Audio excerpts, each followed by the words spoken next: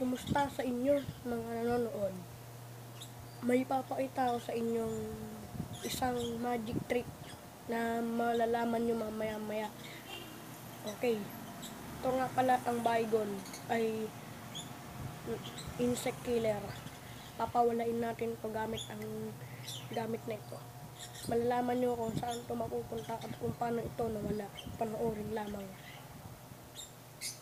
Makikita nyo, tatakpan natin siya.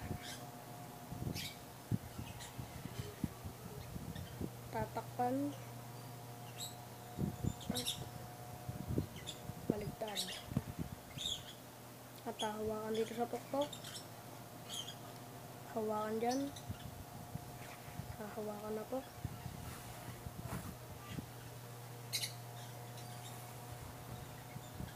Konti-konti po siyang mawawala.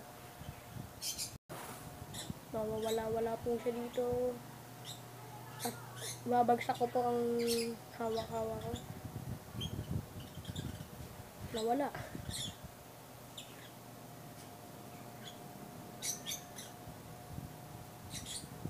Napakasimple. At syempre papalabasin po natin siya ulit. Hawakan ulit ang dulo. At itayo.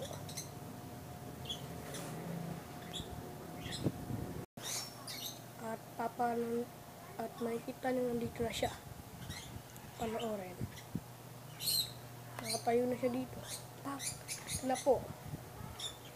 Napakadali po. Malalaman nyo to. Ang technique lang po para magawa ng magic na to. Na nandito na siya. Ay, nakikita, di ba po ginanto ko kanina.